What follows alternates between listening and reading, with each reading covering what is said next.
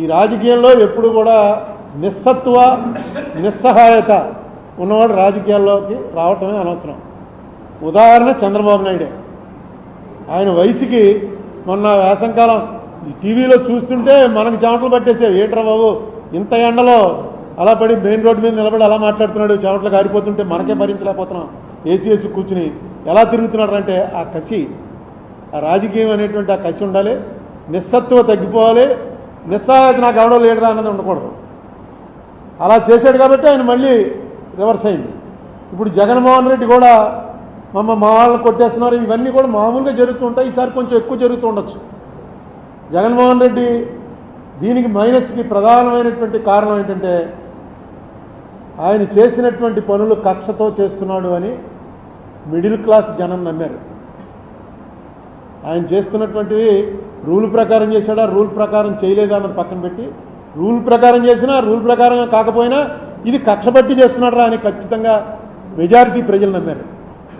ఇంకా ఏ బడుగు బలహీన వర్గాల వాళ్ళ ఓట్లు నీకు వస్తాయనుకున్నావో ఆ బడుగు బలహీన వర్గాల వాళ్ళంతా కూడా రెక్కాడితే కానీ డొక్కాడని జనం.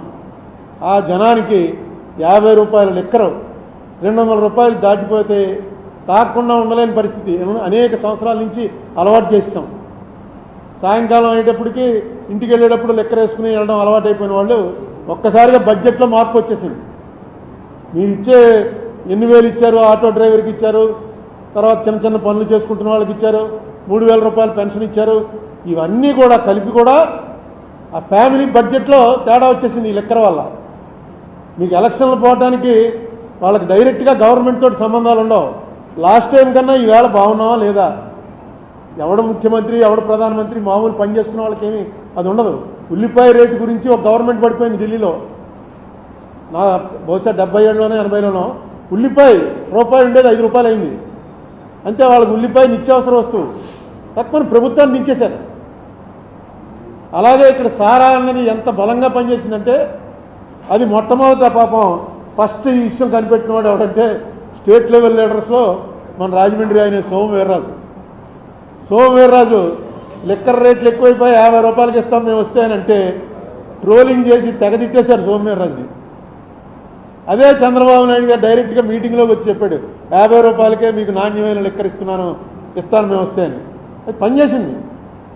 సోమవీర్రాజు ఆ ముందే చెప్పాడు అది, ఎందుకంటే అతనికి ముందే వెలిగింది ఇది. దీనివల్ల చాలా ఫ్యామిలీస్లో చాలా ఇబ్బందులు అయిపోతున్నాయి ఆర్థికంగా. తర్వాత ఇంకా చంద్రబాబు నాయుడు గారు చేయవలసిన 1-2 పనులు ఏంటంటే డీలిమిటేషన్ వస్తుంది. డీలిమిటేషన్ వచ్చి సీట్ల సంఖ్య 700 దాటిపోతుంది.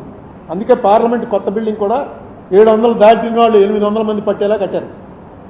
డీలిమిటేషన్లో మన పాత్ర కరెక్ట్గా, ఎందుకంటే సౌత్ మొత్తం మనకి ఇచ్చేటువంటి డబ్బు బాగా ఇప్పటికే చాలా తక్కువ ఇస్తున్నారు. అది నేను అనేక సార్లు మీకు లెక్కలన్నీ చెప్పాను.